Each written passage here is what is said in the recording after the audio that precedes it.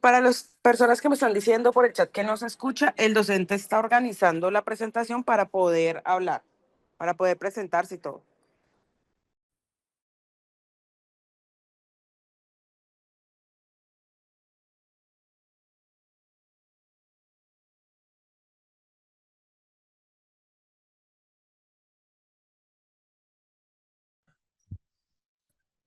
Muy buenas noches para todos. ¿Me están escuchando?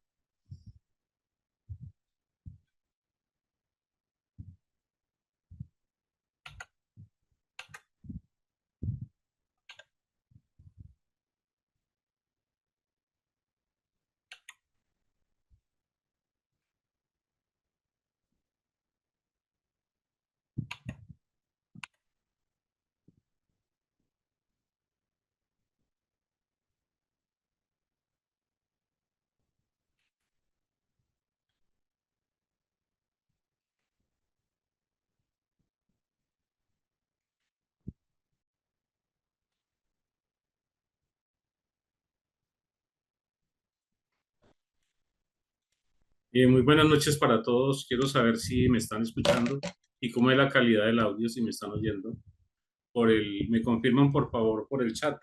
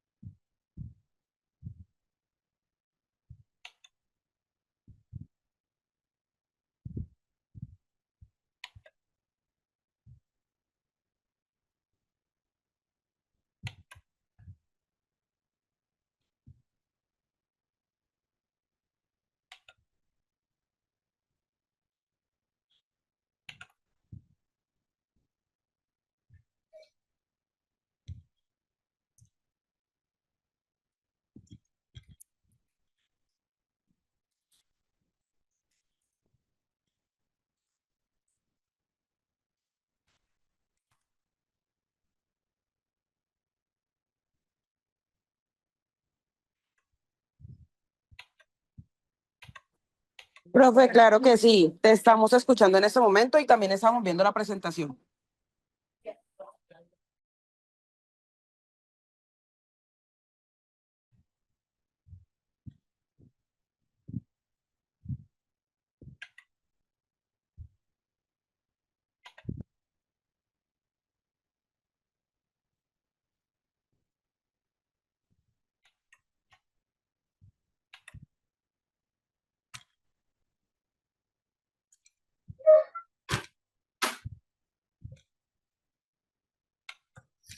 Bueno, muy buenas noches para todos.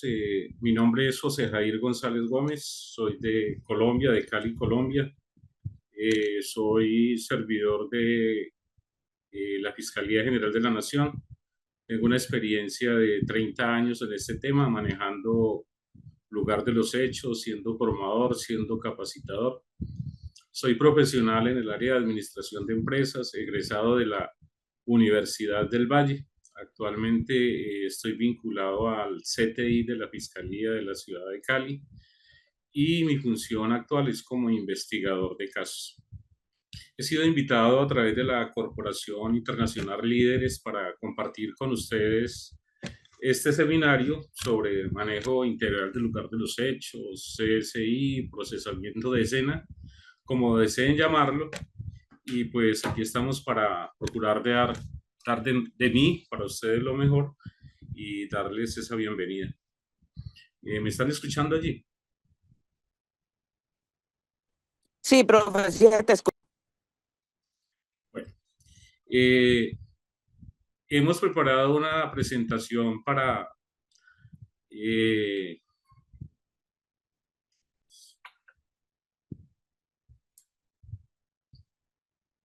para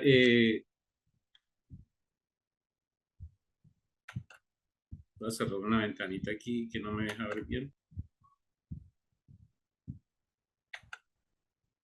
Bueno, la idea es hacerles esta invitación para que ustedes como educandos participen en este proceso y sigan en su formación, en su capacitación como seres integrales para el desarrollo y el manejo forense de un lugar de los hechos. Les decía, soy técnico criminalístico, soy investigador con más de 30 años de experiencia, soy formador y docente de la Fiscalía General de la Nación. Tuve la fortuna de participar como capacitador y como coordinador de capacitación en la transición del proceso penal colombiano, del sistema inquisitivo al nuevo sistema procesal penal que se adelanta en Colombia, que es es un sistema acusatorio mixto con mucha influencia del sistema americano. He sido docente en diferentes áreas de la investigación criminal. He participado en procesos de capacitación a nivel técnico, a nivel universitario, y yo como servidor he recibido capacitación por mi institución. He sido formado también por el ICITAP y por el OPDAT, que son programas de USAID, del apoyo que da Estados Unidos en temas de capacitación para los países latinoamericanos. He sido también formado a través de seminarios del Reino Unido. He recibido seminarios sobre procesamiento de escena. Eso es un seminario teórico práctico. He sido participante de congresos internacionales de policía judicial a nivel latinoamericano y he estado recibiendo constante capacitación en temas de procedimiento penal y código penal colombiano. El desafío de hoy es compartir con ustedes y tratar de adecuar todos estos procesos y procedimientos que se manejan en el tema del procesamiento de escena. Pero no puedo, para arrancar este tema, no puedo arrancar sin decirles o darles una breve reseña de lo que es la investigación criminal y lo que es la criminalística y la criminología. Es por eso que dentro de los ejes temáticos que tenemos para esta capacitación vamos a hablar sobre la reseña histórica de la criminalística.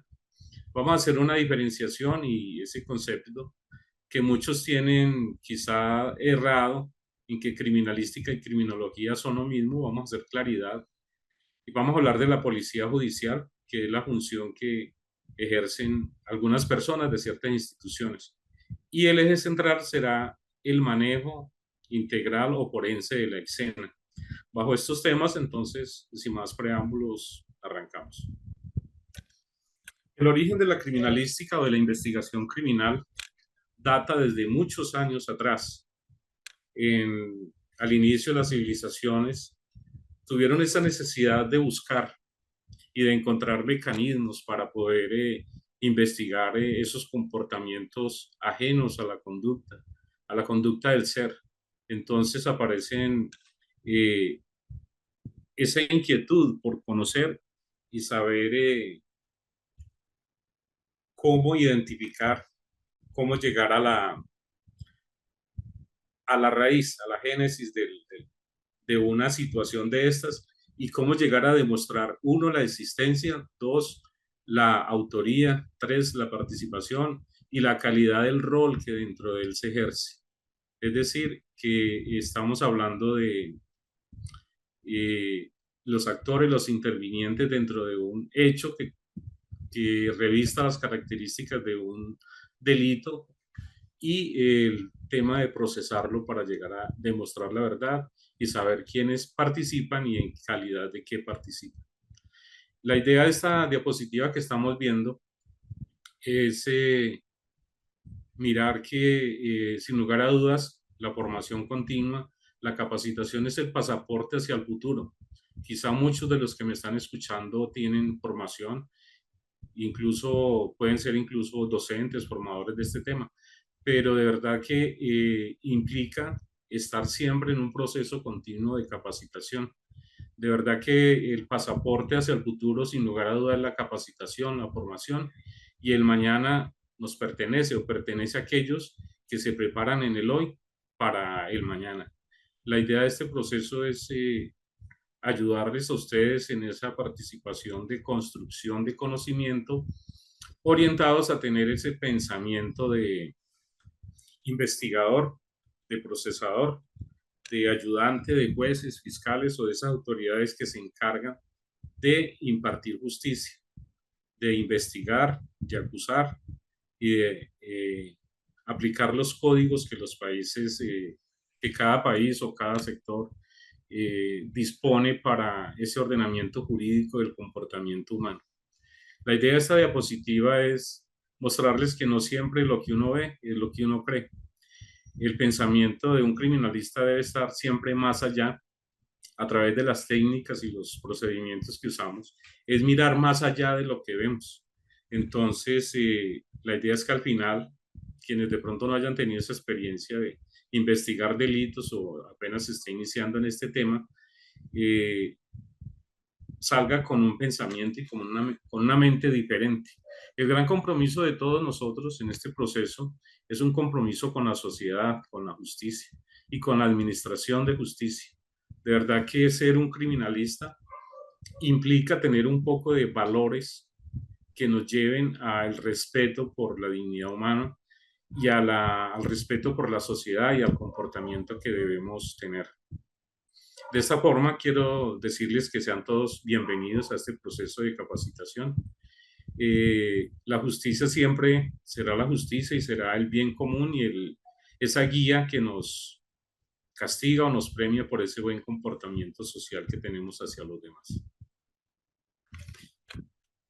El proceso de capacitación para formarnos como un buen criminalista, como un buen investigador del lugar de los hechos, pues nos obliga a ser unos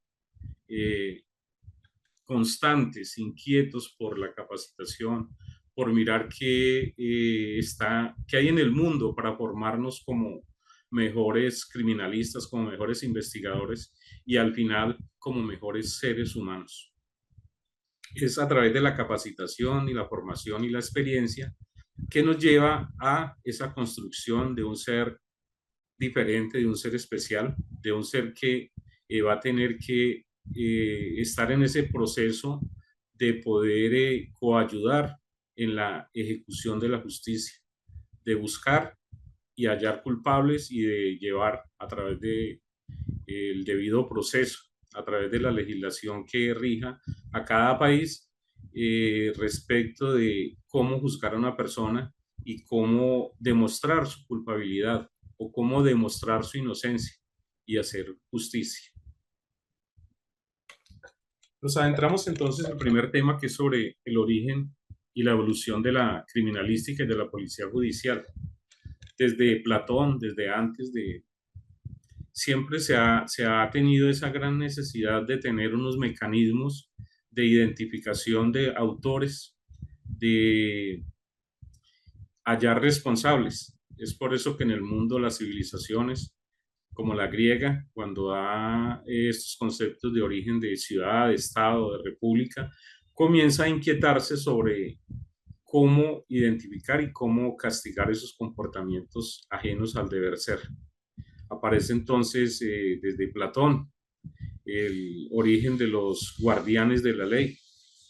Comienza a darse unas manifestaciones sobre la policía inglesa, el origen de la policía francesa y los grandes entes de investigación que a través de la historia se han creado y han dado respuesta a esa necesidad de la sociedad para investigar y para poder hacer justicia en sus sectores, en sus regiones o en sus países.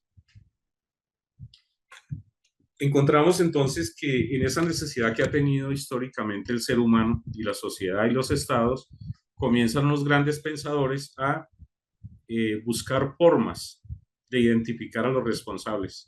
Entonces encontramos que al principio se inventaron la antropometría, que consistía en tomar las medidas de esas partes de, por ejemplo, el diámetro de la cabeza, la altura, cosas como estas, para identificar a los presuntos responsables.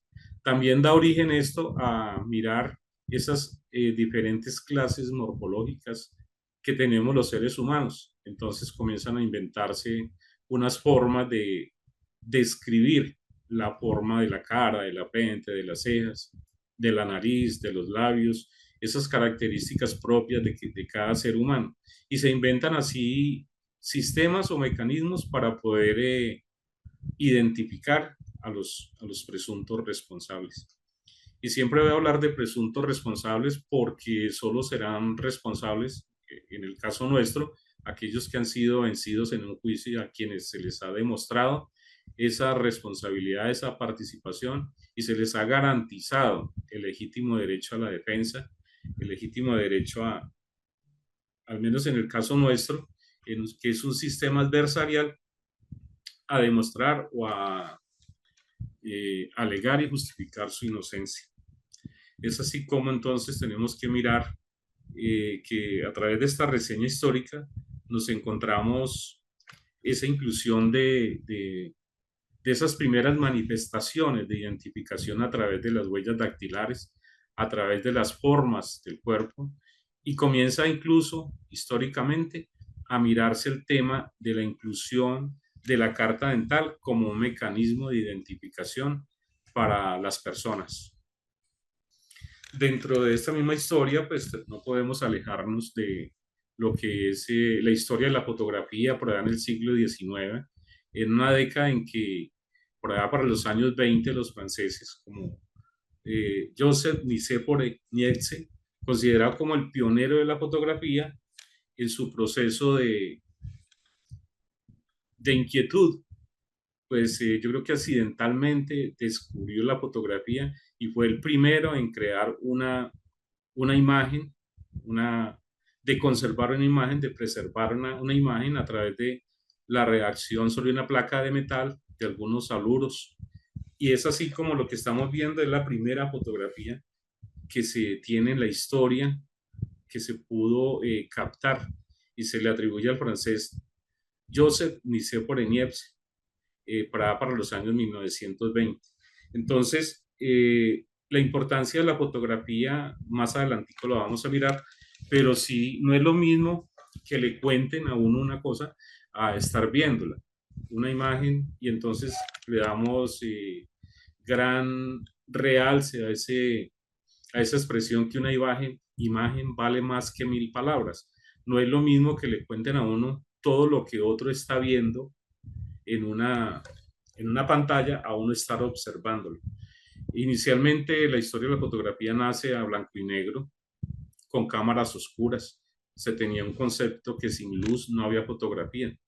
Y hasta no hace mucho, con la invención de los rayos X, de los rayos de la luz infrarroja, perdón, entonces comenzamos a darnos cuenta que no necesariamente tiene que haber luz.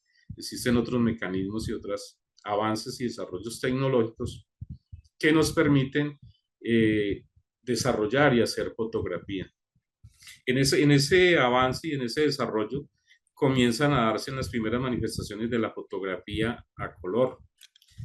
Pasamos de una cámara de la marca Kodak, no estoy haciendo publicidad, a otros avances y a otros desarrollos de las incipientes tecnologías en ese entonces y el perfeccionamiento de las cámaras.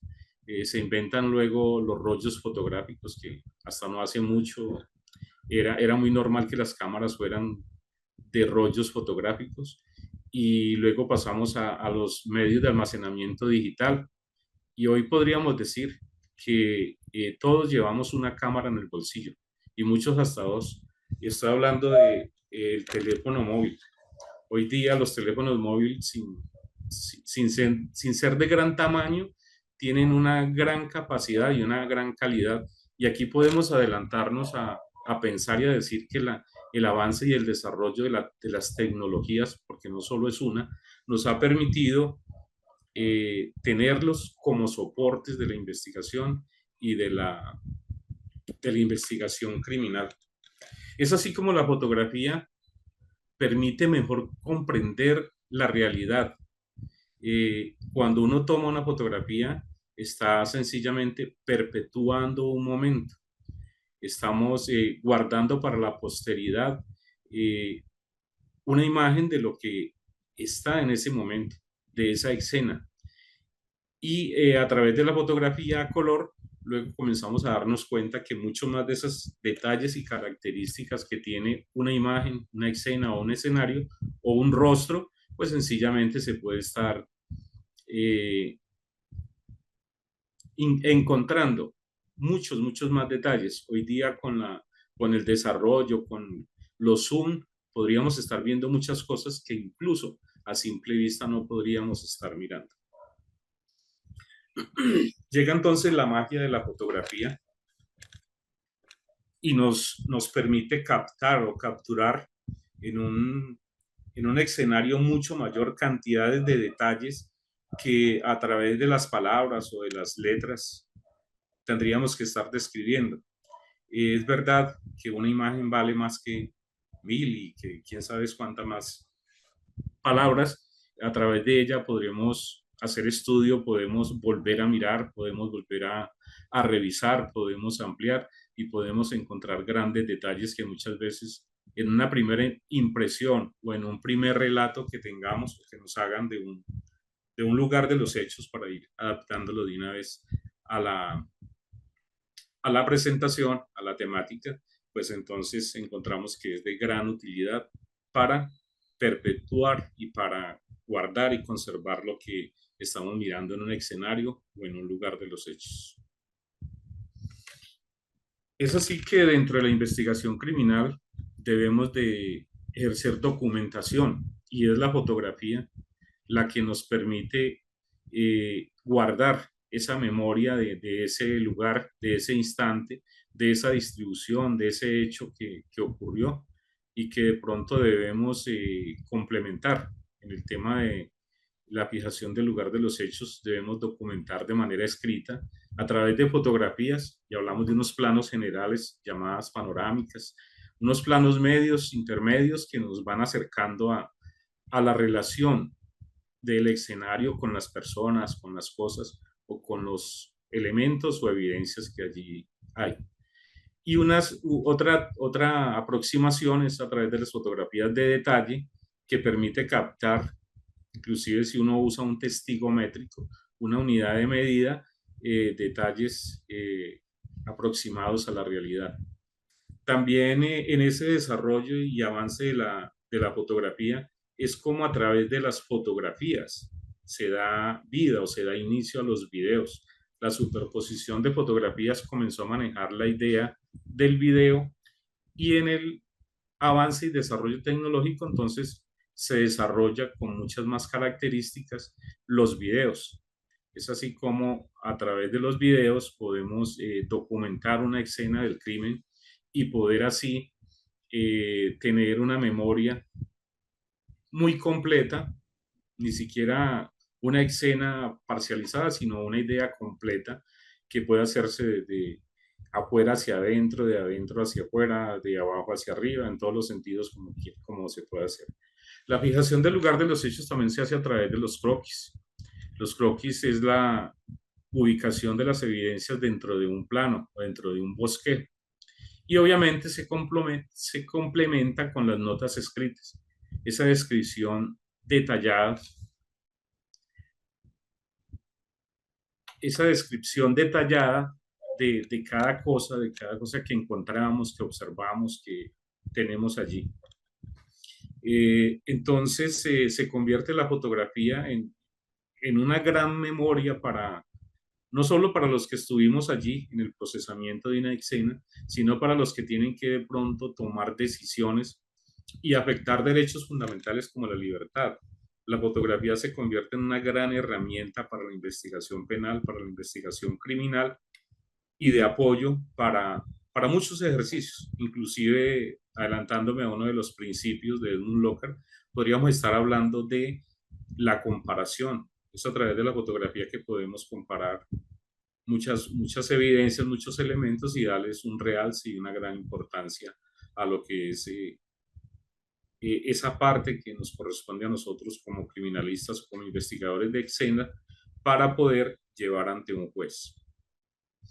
Los procedimientos más utilizados en el manejo de la investigación criminal en el lugar de los hechos y que obviamente se convierten en la base efectiva y eficaz para el éxito de lo que se pretende, debe estar soportada en el conocimiento de los procedimientos claves para preservar, para procesar, para documentar una escena del crimen.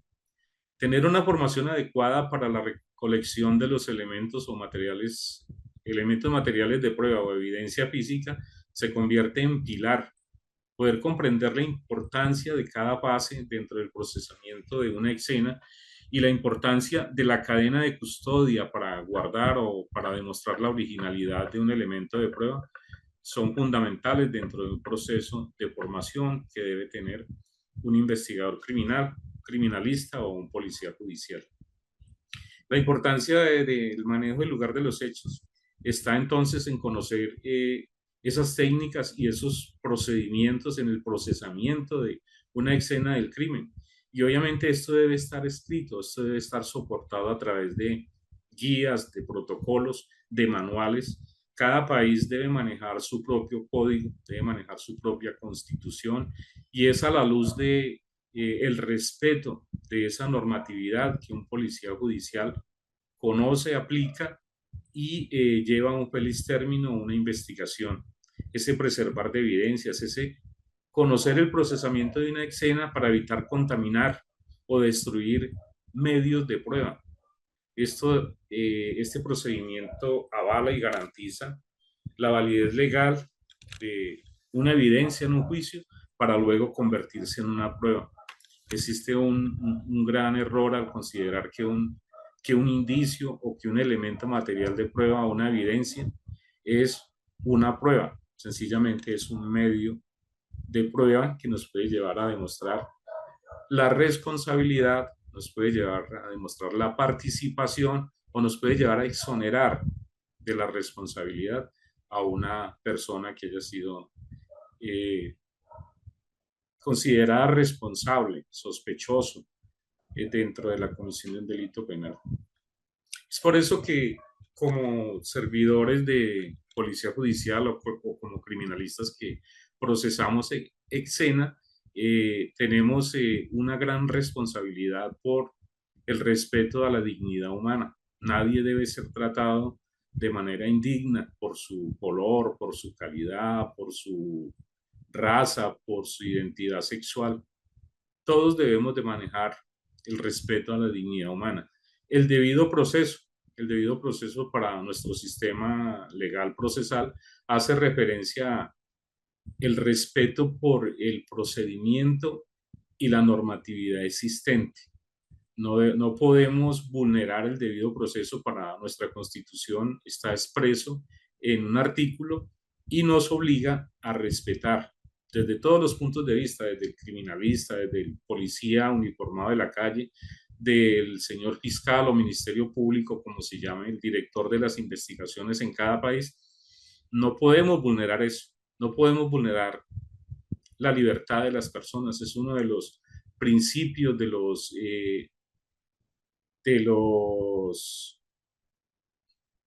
las normas que debemos tener hacia el respeto por las personas, el derecho a la igualdad, el derecho y el respeto a la intimidad, la presunción de inocencia. En nuestro país nadie se considera culpable hasta no vencerse en un juicio y hasta no ratificarse una condena sobre él, hasta no probar más allá de toda duda razonable esa culpabilidad. Hasta tanto esa persona seguirá siendo inocente y como tal se le debe tratar. Se debe garantizar igualmente el derecho a la defensa. Todos aquellos que se designen o que se identifiquen como presuntos responsables tienen el legítimo derecho de defenderse. Debemos siempre actuar con lealtad y con imparcialidad. Es por eso que muchos estados tienen definidas las funciones de cada policía judicial. Existen unos entes que tienen funciones permanentes de policía judicial, otras funciones que son supletorias, otras son permanentes especiales y otras son funciones transitorias que hace referencia a casos en los que por un término el nominador otorgará unas funciones a personas que ostenten esa calidad de policía judicial, pero con ciertas limitaciones. Los policías judiciales que poseen o que tenemos funciones permanentes de policía judicial, somos servidores 24/7. Todos los días, en todo lugar, tenemos esa responsabilidad, al menos en Colombia, Existen unas funciones supletorias de policía judicial. Esto quiere decir que en lugares alejados, donde no se haya designado policía judicial, algunas autoridades podrán supletoriamente cumplir con esas funciones de policía judicial y obviamente una vez se superan unas actuaciones se deberán poner en conocimiento de esos funcionarios, de esos servidores que tengan esas funciones permanentes para seguir el proceso de judicialización. Hay unas funciones permanentes que son especiales.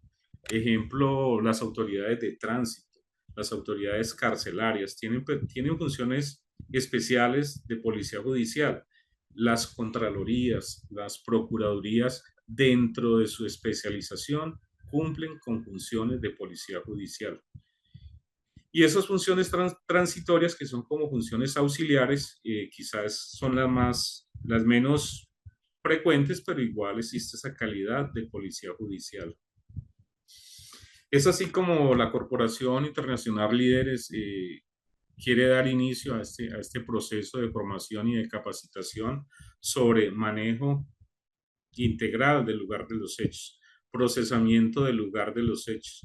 Y a través de este seminario, de este diplomado, entonces hacer un abordaje hacia todos aquellos que están en proceso de construcción de este sistema, de este nuevo pensar, de esta nueva forma de actuar. La policía judicial, los criminalistas, tenemos unas funciones muy específicas, de demasiada responsabilidad. Y como tal, pues debemos ser unos seres muy idóneos para poder desarrollarlas. Cambiando ya de eje temático, y les hacía referencia que históricamente la gente, inclusive se ve uno series o películas en donde hablan de criminalística y criminología como si fuera lo mismo. Y la verdad es que existe una gran diferencia. Esa gran diferencia radica en que la criminalística se encarga de estudiar el cómo y la criminología estudia el ser, el porqué del ser delinque. Entonces encontramos que históricamente se le reconoce a dos grandes pensadores como Hans Gross, se le reconoce como padre de la criminalística, y al señor Cesare Lombroso, de origen italiano, como el padre de la criminología. Existe entonces una diferencia entre lo que es la criminalística y la criminología. Hans Gross, un abogado que descifró el lenguaje del crimen. Ese señor de origen austriaco, desde su estudio y su formación como abogado, comenzó a encontrar que había una gran necesidad de encontrar, de tener modelos para aplicarla a la justicia. El señor llegó a ser juez de instrucción y como tal le correspondía realizar las investigaciones desde el conocimiento hasta el juzgamiento. Y encontraba también que no existía como tal un manual, un procedimiento, un protocolo que les permitiera de manera homogénea aplicar el derecho y realizar esas investigaciones desde el inicio hasta el juzgamiento. Es así como también, complementariamente a Hans Gross, reconocido como el padre de la criminalística, aparece el francés Edmund Locard. Ese señor, pensador, muy inquieto también por todo el tema de la investigación criminal, nos dejó unos postulados desde siglos atrás que hasta hoy día se siguen aplicando y se siguen manejando porque son unos principios que la verdad no han cambiado. Se han complementado, pero de verdad prevalecen. Es así como Hans Gross escribió el primer manual del juez, donde compilaba todos los procedimientos que se deberían hacer frente a una escena del crimen, frente a un delito, y también lo compartió para que todos de manera homogénea pudieran utilizar este manual.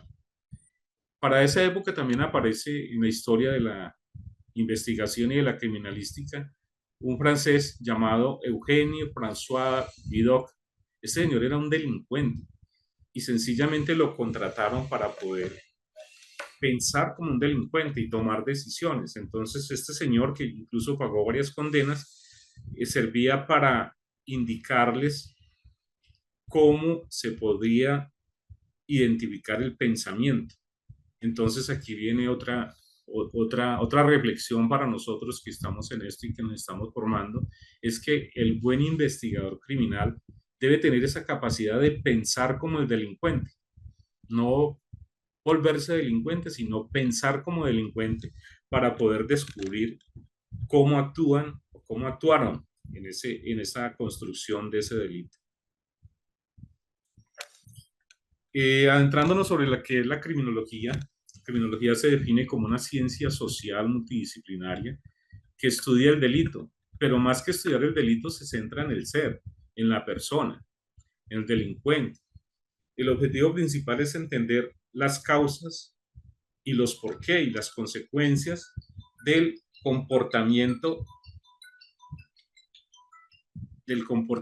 criminal.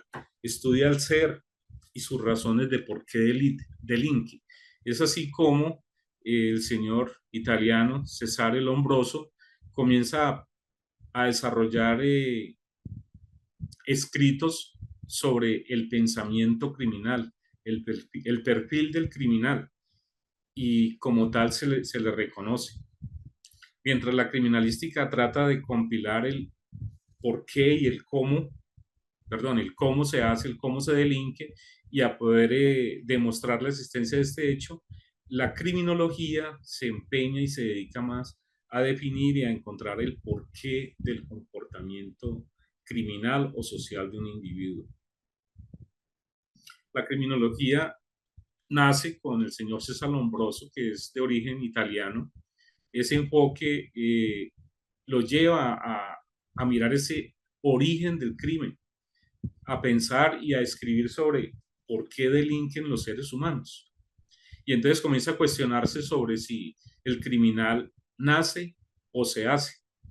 Y comienza a apoyarse en algunas ciencias como la psicología, la psiquiatría, la sociología. Y entonces encontrar el porqué de ese ser delinque y cómo se puede contrarrestar ese delito, pero no busca demostrar el qué, el cómo, el cuándo, el dónde, el por qué se hizo, sino el por qué el ser humano delinque. La criminalística, considerada como la ciencia del detalle, del pequeño detalle, se puede considerar como una disciplina que aplica la ciencia, la multiciencia y la tecnología para investigar un delito. Es así como desde la historia la criminalística se ha apoyado en la ciencia. Algunos consideran que criminalística obedece a un método científico de investigación, pero no con el rigor del método científico.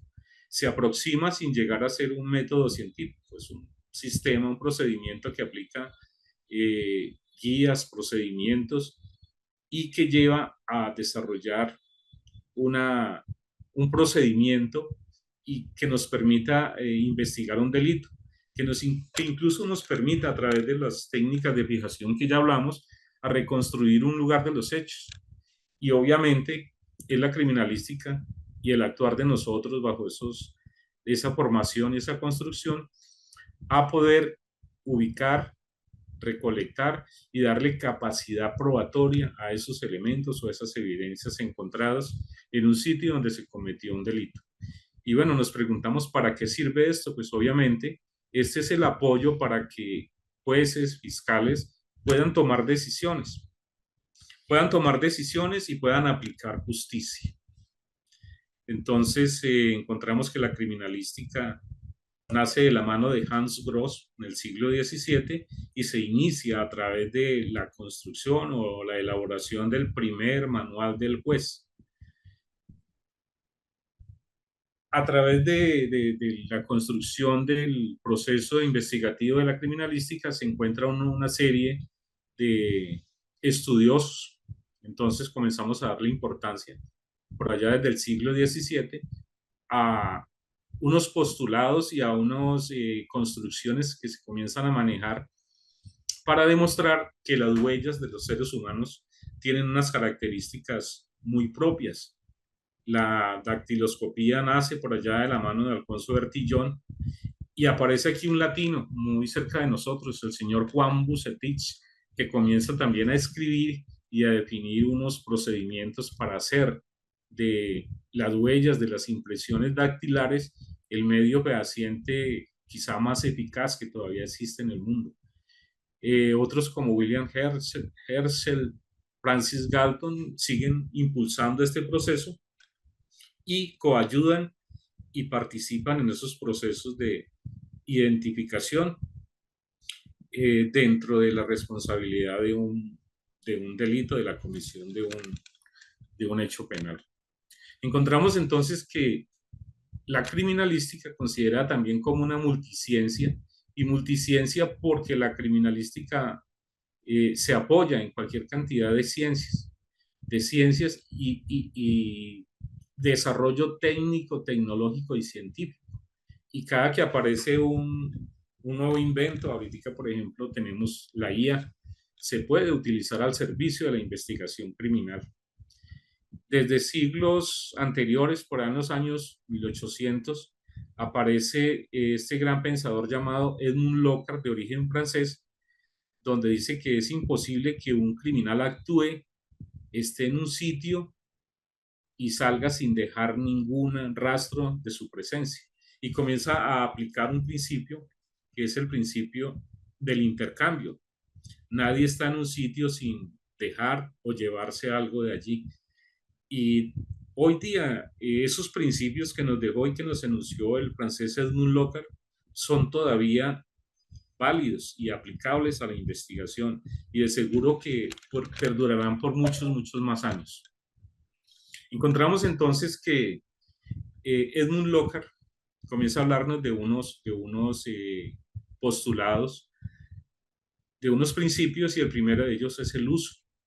El uso hace referencia a que toda persona utiliza un elemento para cometer un delito.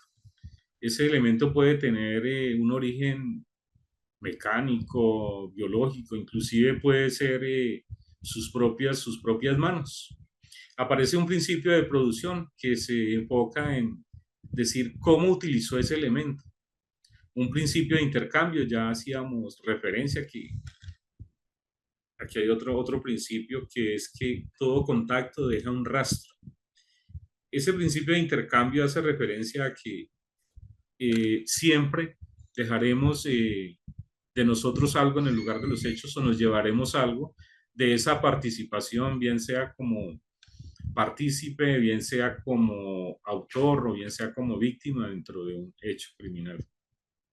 Aparece un cuarto principio de Edmund Locard que habla del principio de la comparación de características. Hace referencia a esa capacidad que se tiene eh, para comparar esos elementos. Inclusive aquí podríamos decir que con el apoyo de la fotografía, pues obviamente son de gran ayuda para demostrar esa pertinencia hacia el sospechoso, hacia el imputado o hacia la misma víctima. Hay un principio que nos lleva a actuar con gran oportunidad frente a la comisión de un hecho punible, y es el que cada minuto que pasa en el lugar de los hechos es la verdad que huye. Eso es una gran verdad. Los mejores resultados investigativos de una escena se da dentro de las primeras 48 horas.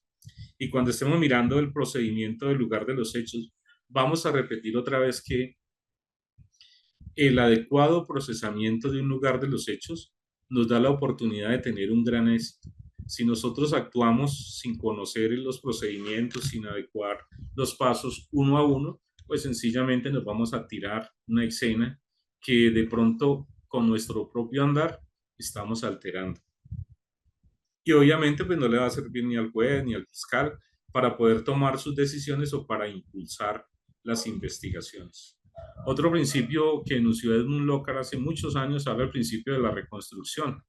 Algunos países y alguna normatividad todavía hablan de volver al lugar de los hechos y a través de esos mecanismos de documentación de la escena poder volver a recrear una escena. Los americanos, que son muy cuidadosos en esto, muchas veces utilizan este tema y, por ejemplo, en un accidente aéreo, ellos van y documentan, registran con todos los medios que se tienen y después pueden fácil en un campo de golf volver a recrear esos elementos que se recolectaron, esa dispersión y poder reconstruir allí los hechos y establecer esas primeras hipótesis sobre lo sucedido. Aparece el principio de la probabilidad que reconoce en las conclusiones de la investigación criminal, que reconoce que las conclusiones en la investigación criminal no siempre son definitivas. Casi siempre manejamos la construcción no solo de una, sino de varias hipótesis.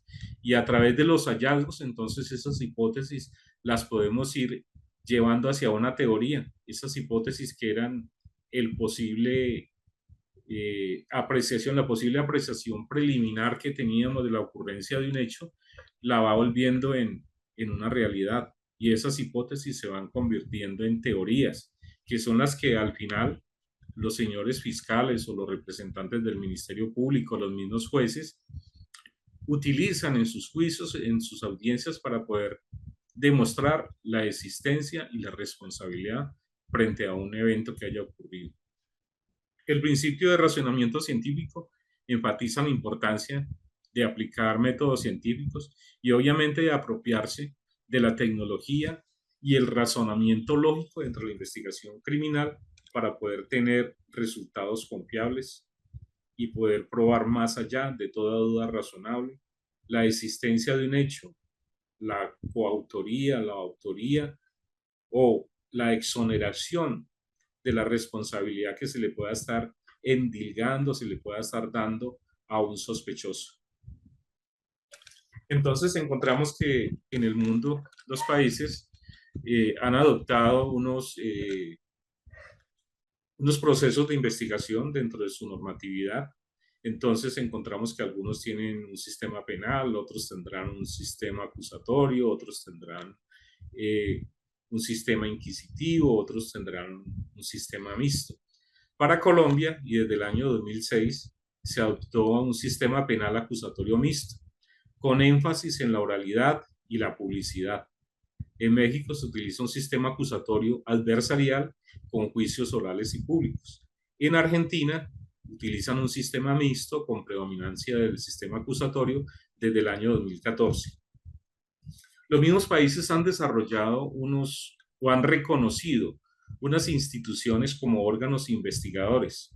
Para Colombia tenemos una Fiscalía General de la Nación y esa Fiscalía General de la Nación se apoya con su policía judicial.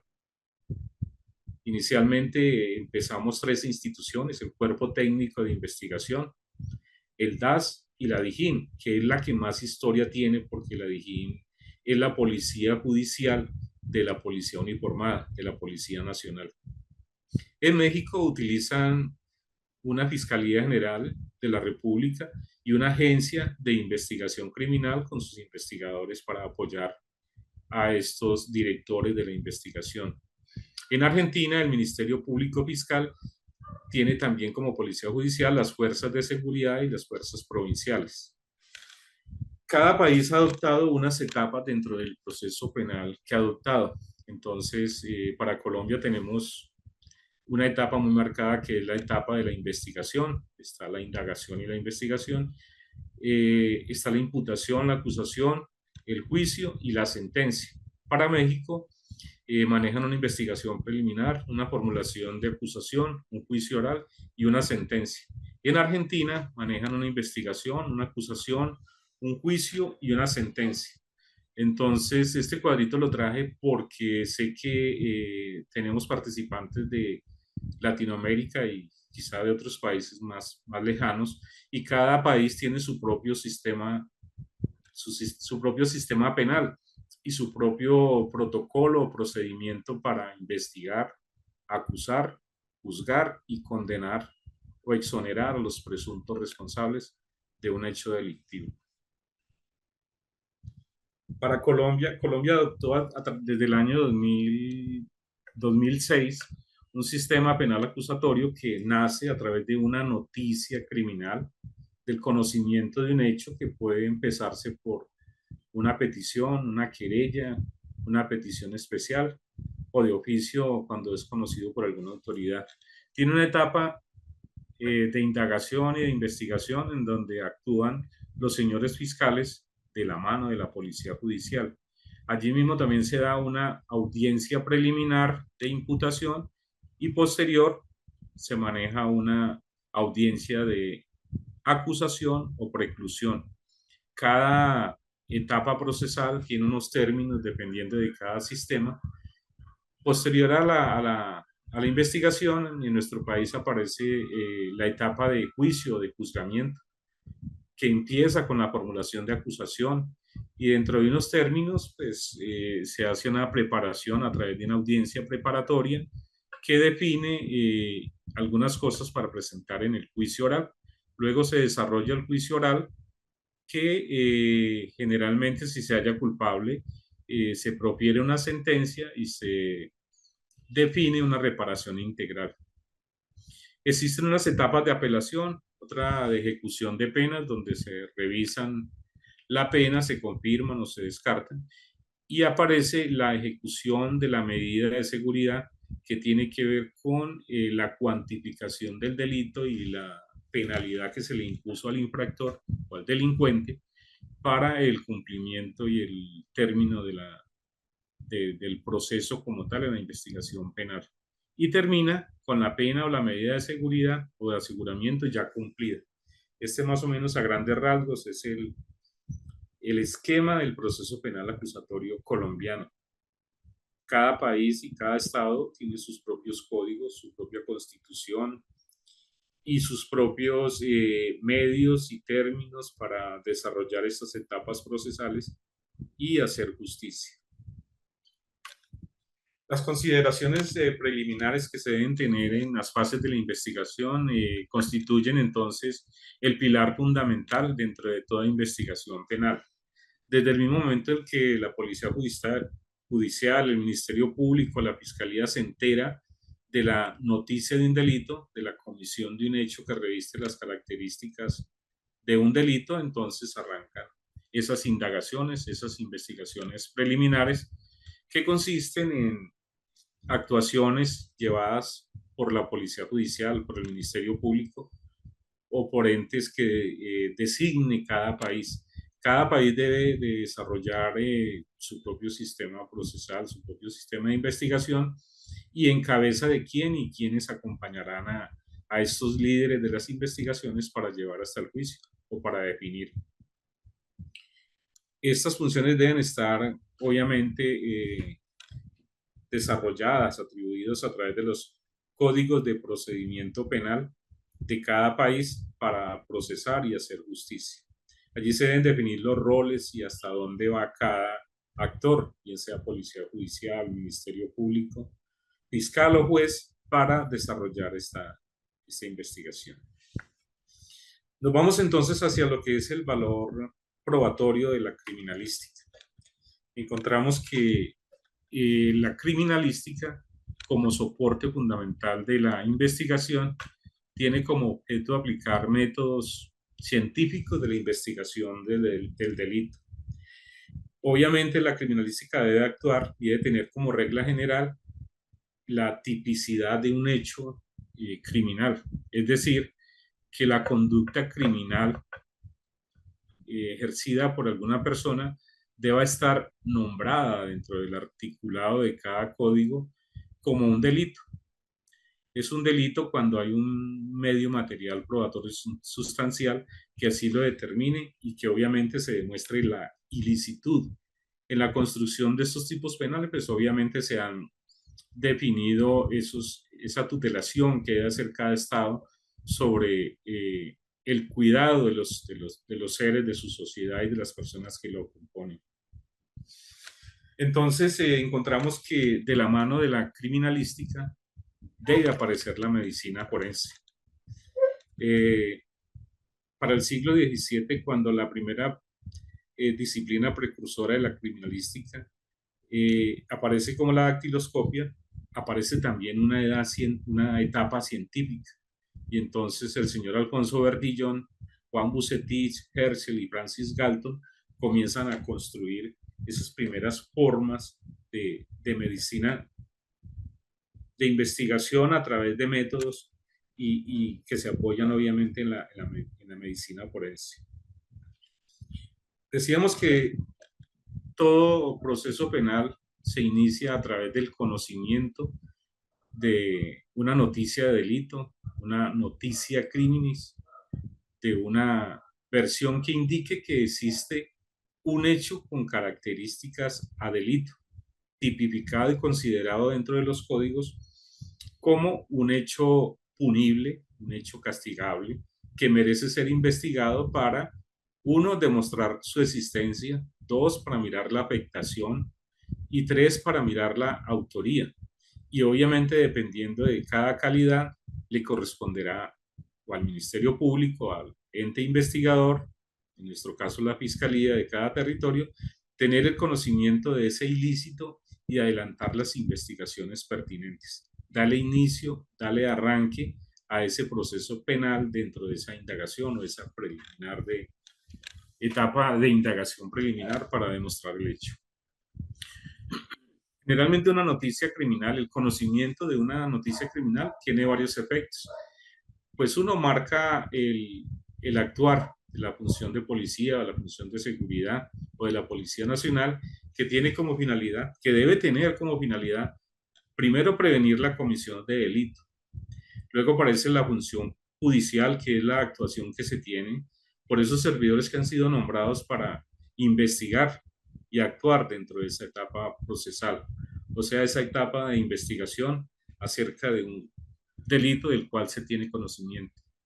Otro evento que genera una noticia criminal es que impone a la policía judicial que haya recibido la noticia de este delito la obligación de informar sin demora alguna a la entidad encargada de las investigaciones de su existencia para así iniciar un registro, generar un reporte de caso y comenzar a desplegar esas actuaciones en sus policías judiciales, en sus servidores.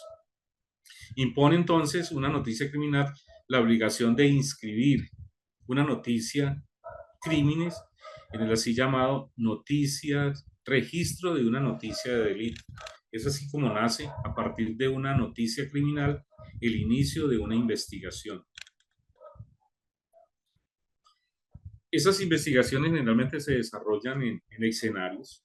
Luego miraremos las características y las definiciones de lo que es una escena, un escenario, un teatro de los acontecimientos de un lugar de los hechos. Entonces, generalmente un hecho se comete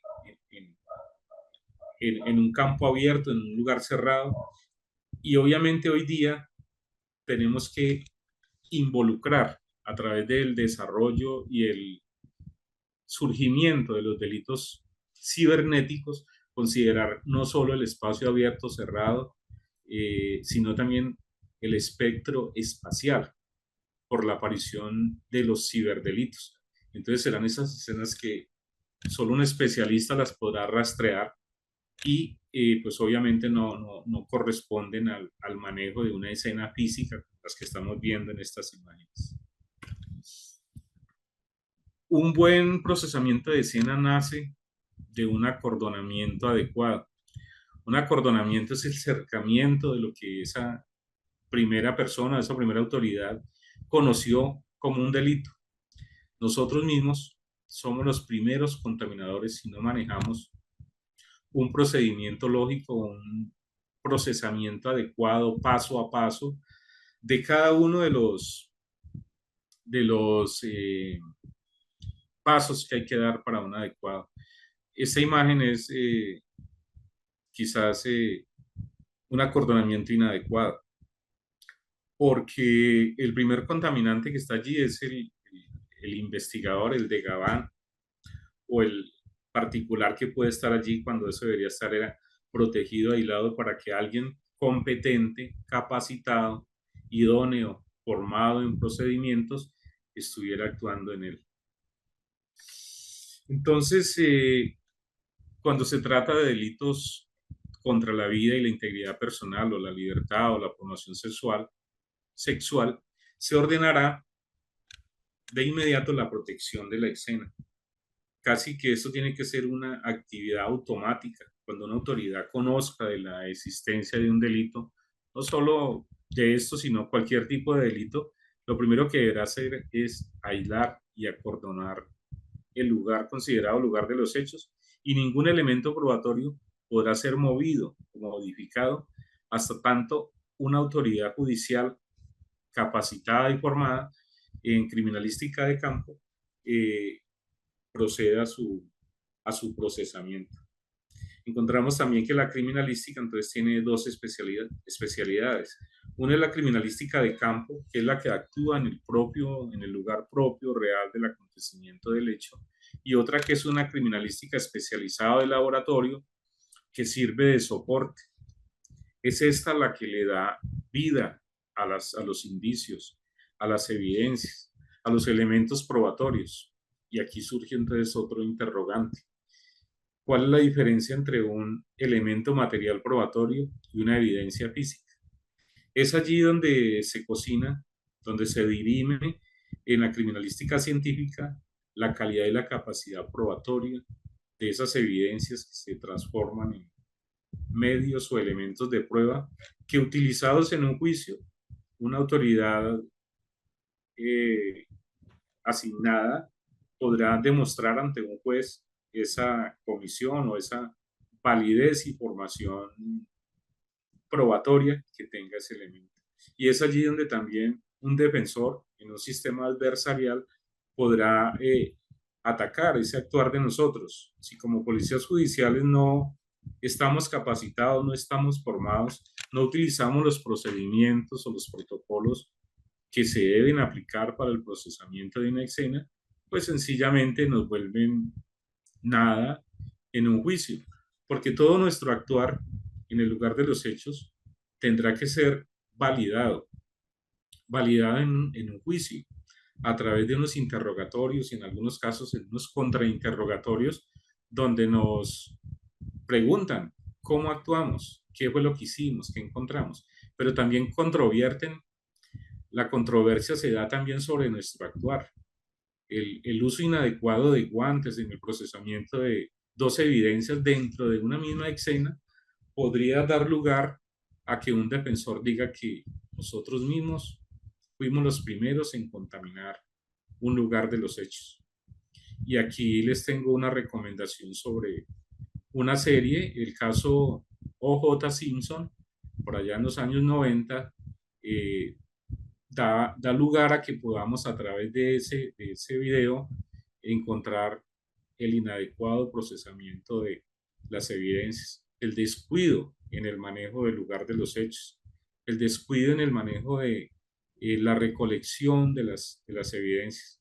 Incluso llega el defensor a decir que adrede la policía judicial que procesó ese lugar del hecho, sencillamente contaminó, alteró o puso allí evidencias que no debían estar para poder inculpar a la estrella de fútbol americano.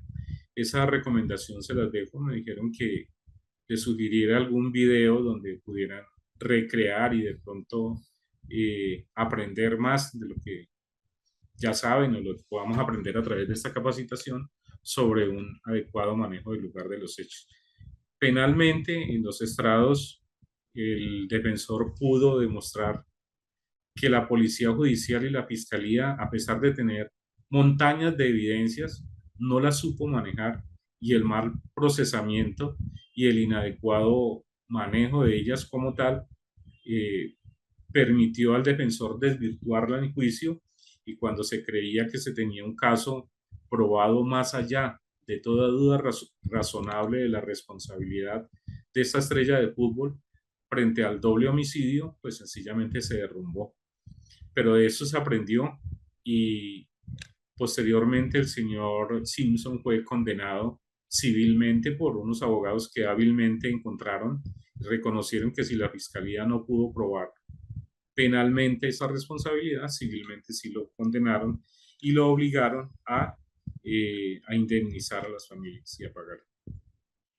Es así como entonces debemos entender que la criminalística de campo que es la que manejamos nosotros, los que procesamos la escena, y la criminalística científica, que está representada en medicina legal, en esas ciencias forenses que cada país debe tener para aplicar en casos de homicidios.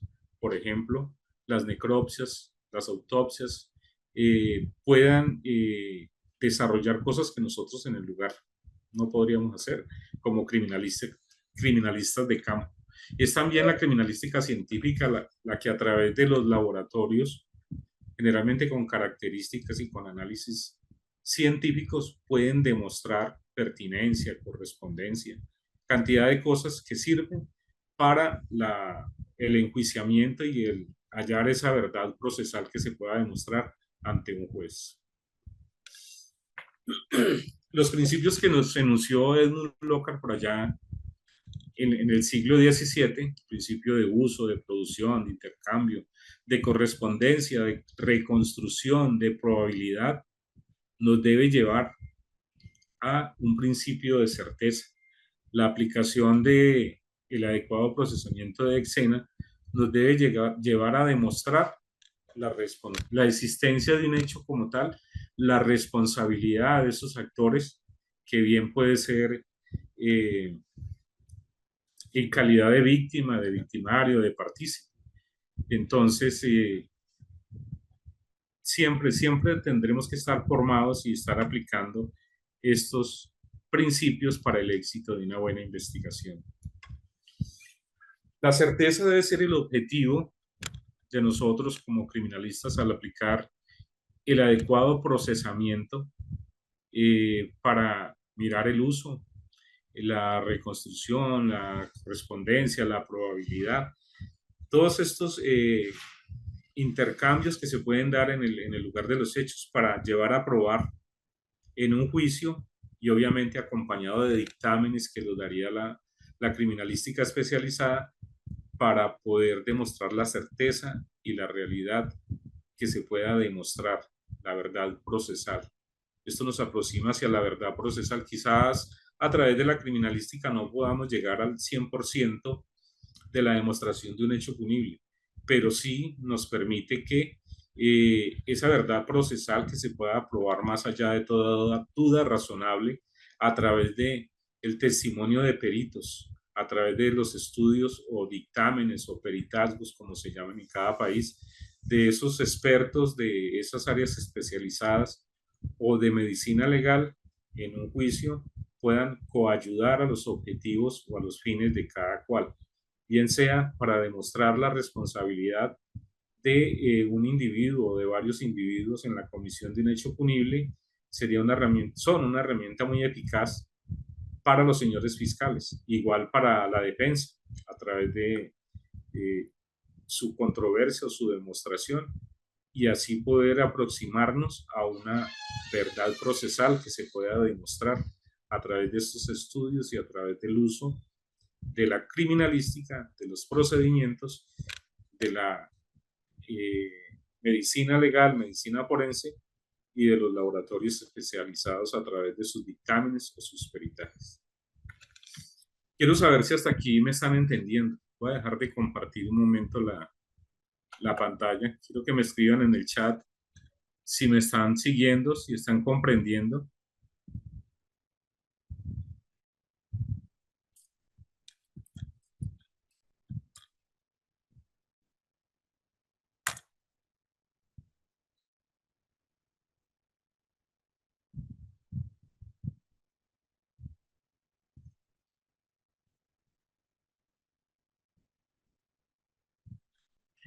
Bueno,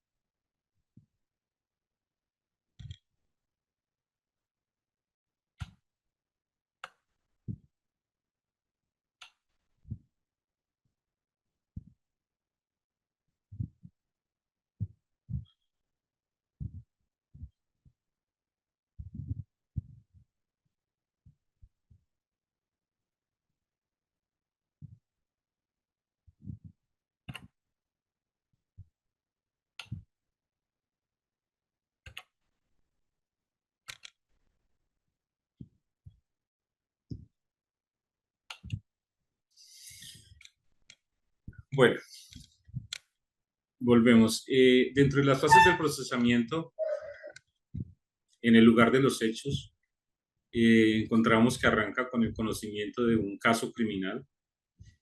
Ya en sitio, algo muy importante es la protección que se debe o que se tiene que hacer al lugar de los hechos. Hay un procedimiento transversal que siempre estará desde que llegamos hasta que nos vamos, inclusive si miramos hacia atrás, y es la observación. Quizás es la mayor, característica que deba tener un buen criminalista. Es una gran capacidad de observación y obviamente de evaluación. Cada que procesamos una escena, desde que llegamos estamos observando dentro del procesamiento como tal, dentro de la ubicación y la búsqueda de esos elementos probatorios, estamos observando. Inclusive cuando nos vamos, debemos de reflexionar y pensar, lo vimos todo, lo aplicamos todo, y si es del caso, volver a hacer una revisión. Los americanos, que son el modelo que nosotros tuvimos para la construcción de nuestro sistema y nuestra formación, utilizan mucho las listas de chequeo. Esas listas de chequeo las aplican desde el momento que salen hacia el lugar, a conocer el lugar de los hechos. Esas listas de chequeo las aplican para la noticia criminal, para mirar si realmente están frente a un hecho criminal, si realmente existe. Porque hoy día tenemos que cuidarnos de esa verificación preliminar, porque existen muchos falsos reportes de hechos que de pronto puedan ser una conducta criminal y sencillamente nos puede estar llevando a una emboscada. Y entonces debemos tener especial cuidado con el reconocimiento de ese caso criminal y de la verificación con esa primera autoridad o con esa persona que reportó el hecho como tal. Entonces desde allí debemos de tener un registro de quién reportó, a qué hora reportó, qué reportó, quién verificó, etcétera, etcétera. Es allí donde nos da una mano muy importante para el proceso de la investigación criminal, la policía uniformada, que son generalmente los que llegan los primeros en llegar al lugar de los hechos y constatar que efectivamente se cometió un hecho como tal. Entonces tenemos el conocimiento del hecho, la protección del lugar, la observación y la evaluación inicial, la documentación. En Colombia tenemos más de 40 formatos donde aterrizamos desde el reporte de la noticia criminal hasta los informes finales, bien sea de campo, de esa actividad que desarrollamos, o informes ejecutivos o informes de peritos de laboratorio. También tenemos que tener especial cuidado con la recolección de las evidencias. Hay una situación cuando estamos en la escena y es que nosotros tenemos que pensar, no es que las evidencias están entre nosotros, no, nosotros estamos dentro de las evidencias y debemos de tratarlas con todo el cuidado de tal forma que no las destruyamos, que no las ignoremos y que no le demos el valor que quizá tengan dentro del lugar de los hechos. Debemos preservarlas, debemos cuidarlas, debemos documentarlas y además debemos de garantizar un embalaje y un etiquetado adecuado para que estas evidencias que hallamos, que identificamos en el lugar de los hechos, se sometan a un sistema de cadena de custodia. Quizá algunos países el sistema de cadena de custodia es todavía muy incipiente. Para nosotros es sumamente importante y como tal tenemos un manual de cadena de custodia. Manejamos en Colombia unos almacenes transitorios y unos almacenes generales o principales para almacenar y cuidar esas evidencias que pueden ser objeto de cuidado para presentación, objeto de estudio, objeto de controversia y que nos puedan servir para poder demostrar y llevar a un juicio la evidencia y la responsabilidad y participación como tal de uno o unos individuos. Encontramos entonces que la criminalística tiene una sección, que es una sección técnica, es donde estamos nosotros los que vamos al sitio, al lugar de los hechos, una sección científica, que es la que generalmente está acompañada de laboratorios con aplicación de protocolos, con normas de calidad que permitan emitir unos dictámenes con un altísimo valor, casi que indiscutibles. Generalmente los dictámenes que se dan en esos laboratorios difícilmente son controvertibles. Más fácil nos cuestionan en los juicios a nosotros como policías judiciales o como criminalistas nuestro actuar, nuestro mal proceder, que el resultado que dé como tal un informe o un dictamen o peritazgo, como le llamen en su país, a ese estudio juicioso que hizo un perito o un experto en el laboratorio científico. También tenemos un área de identificación, una sección de identificación dentro del área criminalística. Generalmente predomina mucho la logoscopia y otras ciencias auxiliares como la grafología, la fonoespectrografía, la topografía y todas las CIAs. Muchas ciencias más que se conjugan dentro de una sección criminalística para poder apoyar a los señores fiscales para que vayan ante los jueces o los jueces cuando son jueces de instrucción criminal para poder tomar sus propias decisiones y hallar la responsabilidad y poder lograr una condena a los infractores o a los que quebrantan la norma o los códigos de cada país. Cada que conocemos un hecho criminal, pues obviamente hay que designar un equipo de trabajo y eso debe arrancar con un alistamiento previo. Ese alistamiento previo obliga a las instituciones a que tengan que tener unos líderes, a que tengan que tener unos policías judiciales capacitados en diferentes áreas. Es así como algunos se capacitan en procesamiento de escena, otros son unos expertos en topografía, otros en fotografía, otros en balística, que también nos pueden estar acompañando en sitio, mirando trayectorias, mirando situaciones, posiciones, que ayuden a esa construcción del conocimiento de ese lugar de los hechos. Entonces, ese alistamiento previo involucra tener materiales para el abordaje adecuado de una escena del crimen, pero tener principalmente un recurso humano calificado. Los estados deben de garantizar a sus policías judiciales que son calificados, son capacitados, son idóneos para desarrollar estas actividades. Además, debe garantizarles que les dan los equipos técnicos adecuados para desarrollar estas actividades. Y esas actividades se desarrollan obviamente con unos elementos, algunos más sofisticados, quizá en países con mucho desarrollo y mucha capacidad económica, pues tendrán policía judicial y equipos criminalísticos con elementos de alta tecnología. Quizá a nivel latinoamericano poseemos todavía equipos que incipientemente manejan equipos técnicos acordes para una inspección, pero no los más tecnificados. En ese alistamiento también debemos contar con medios de transporte adecuados para trasladar, por ejemplo, al recurso humano con sus equipos, pero también transportar las evidencias o elementos materiales probatorios. Es decir, el mismo cadáver, cuando se trata de delitos contra la vida, se convierte en una gran evidencia que necesita unos medios de transporte adecuados para darle ese traslado a medicina legal o a los grupos forenses para poder desarrollar sobre ellos en Colombia, una necropsia, una autopsia, dependiendo de cómo lo llamen en cada articulado, en cada sistema que tengan de sus normas. También deben de tener materiales para un embalaje adecuado.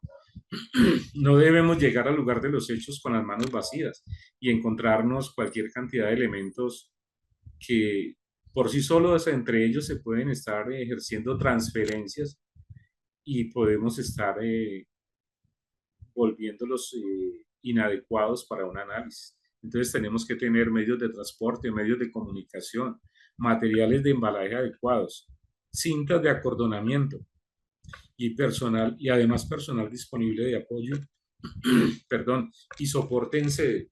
¿Y por qué puse este ítem? Porque es que no siempre vamos a conocer un caso sencillo.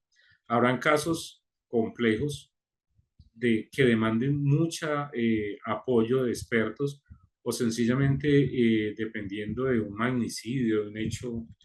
En Colombia estamos muy acostumbrados a tener situaciones con carrobombas y que demandan demasiada cantidad y calidad de personas en escenas para procesar un lugar de los hechos.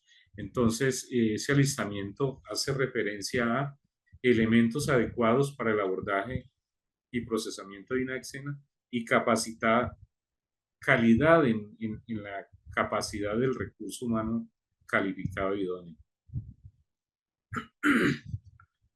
Los elementos básicos que debería tener un criminalista para procesar una escena es cinta de acordonamiento, una lupa, ya casi no se ven, pero sí se usaba mucho antes, una cámara fotográfica imprescindible que esté allí, cintas métricas para medir, luces, porque es que depende de la hora y del sitio donde se encuentre o se deba procesar esa escena, debemos de tener esos medios. Una brújula para hacer una fijación topográfica de la ubicación y la dispersión de todos los elementos que contiene el lugar de los hechos. Unos señaladores, unos indicadores y obviamente medios de registro.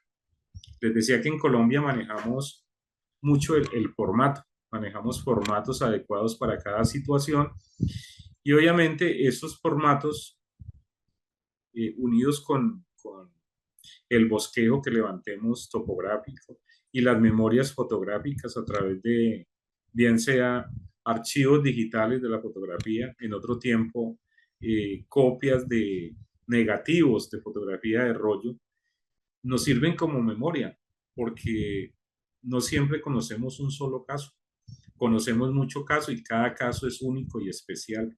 Y cuando nos citan audiencias, pues obviamente tenemos que tener esos soportes de memoria porque la verdad en nuestro país el índice criminal es demasiado alto y cada que vamos a un juicio casi que tenemos que tener refrescar nuestra memoria. ¿Y cómo lo hacemos? A través de esos informes, a través de esos soportes, a través de esos archivos fotográficos, a través de dictámenes cuando se trata de experticias o dictámenes de los laboratorios especializados. Es muy normal encontrar que existe un kit o un maletín del criminalista y obviamente ese maletín debe contener todos los elementos básicos necesarios para el procesamiento de escena y debemos de tener una garantía y es la reposición de los elementos. En un lugar de los hechos se gastan muchos elementos, entre ellos o sobre todo los elementos de embalaje, de empacado para la conservación de las evidencias. Entonces debemos tener siempre la garantía de que debemos tener los suficientes, uno para procesar la escena y otro para reponerlos cuando llegamos a sede y debemos salir a conocer un nuevo caso, una nueva escena y debemos disponer de esos elementos para un buen desarrollo del lugar de los hechos. Entonces es común que exista un kit o un maletín del criminalista, un kit de fotografía. La otra vez cargábamos un kit de necrodactilia, eso ya en Colombia no lo estamos usando, y consistía en que en un kit teníamos que llevar cinta, rodillo y una tableta para poder tomar las impresiones dactilares de la persona fallecida cuando se trataba de homicidios. Y es que era bien complejo porque no todos los muertos tienen su documento de identificación. Muchas veces incluso se da uno cuenta que a pesar de tener estos elementos, debe llegar hasta medicina forense y allí hacer unos procedimientos de identificación más allá de las huellas dactilares. Entonces estamos hablando de una carta dental, estamos hablando de muestras de ADN para muchas veces para identificar quién es esa persona que falleció. Entonces, siempre debemos de contar con los elementos. Algunas veces esos elementos tienen que ser mucho más especializados. y tener, por ejemplo, luces forenses para poder hacer pruebas en el lugar de los hechos y poder demostrar que allí se lavó vestigios biológicos de un cuerpo, sangre, semen o elementos que, constitutivos del delito como tal. Haciendo como una recordación, entonces el policía judicial debe tener cinta de protección. ¿Y por qué cinta de protección? Generalmente la primera autoridad, en Colombia lo llamamos el primer responsable que llega al lugar, él hace un acordonamiento preliminar del lugar de los hechos, casi siempre susceptible de ser modificado. Generalmente tenemos que llevar rollos de cinta para poder hacer un adecuado acordonamiento del lugar de los hechos y proteger así el lugar de los hechos. La cadena de custodia arranca desde el primer acordonamiento que se hace. Debemos de tener lámparas, marcadores, señaladores, y entonces existen unas técnicas para enumerar las evidencias en el lugar de los hechos. Por ejemplo, en nuestro país, cuando se trate de homicidios, la evidencia número uno es para el cadáver. Las que se deriven de allí van a tomar otros numerales. Algunas veces necesitamos testigos métricos para poder demostrar el tamaño real, hisopos para la toma de muestras de origen biológico, de origen químico, cintas métricas para poder hacer un buen registro topográfico, bien sea por altimetría o por planimetría, y poder demostrar la ubicación de los elementos respecto de la escena, respecto de el cadáver cuando se trate de personas fallecidas. Debemos de tener cintas de embalaje para sellar los, los empaques, los envoltorios, el, el aseguramiento de esos elementos en los contenedores para ser bien sea almacenados o bien sea para trasladarlos y poder solicitar los mejores exámenes sobre ellos para poder tener un resultado. Debemos de tener también reactivos. Criminalista que se respete debe al menos saber explorar algunas huellas latentes, huellas o impresiones dactilares que a simple vista no se ven, y debe tener un reactivo básico para poder revelar, develar esas huellas que hacen parte de esas evidencias, de ese principio de intercambio que decía Lockhart, que siempre tocamos, pisamos, salpicamos, dejamos algo nuestro o nos llevamos del lugar de los hechos. Y pues obviamente todos los soportes para poder embalar, sobres de manila, cajas, bolsas plásticas de papel, etcétera. ¿Qué debe hacer entonces la policía judicial al recibir la asignación de una noticia criminal? Lo primero que tiene que hacer un policía judicial es analizar la necesidad de realizar actos urgentes de investigación. Y esos actos urgentes de investigación hace referencia a esas actuaciones inmediatas que se debe hacer por parte del criminalista o del policía judicial para llegar al lugar de los hechos y evitar la pérdida, la alteración, el hurto, porque aunque no crean, muchas personas van al lugar de los hechos y se roban cosas. Inclusive dicen que muchas veces el perpetrador de un hecho puede volver a llevarse algo que se le quedó, la evidencia de, qué sé yo, un cartucho que se le cayó, o sabe que dejó las huellas, y si tiene posibilidad, entonces se las lleva. Es por eso que entonces, una vez reconozcamos que tenemos que hacer esas actividades, debemos hacer inspección al lugar del hecho. Cuando no tiene cadáveres, entonces manejamos un formato especial para inspeccionar el lugar de los hechos. Y obviamente eso va acompañado de todo el procesamiento de la escena.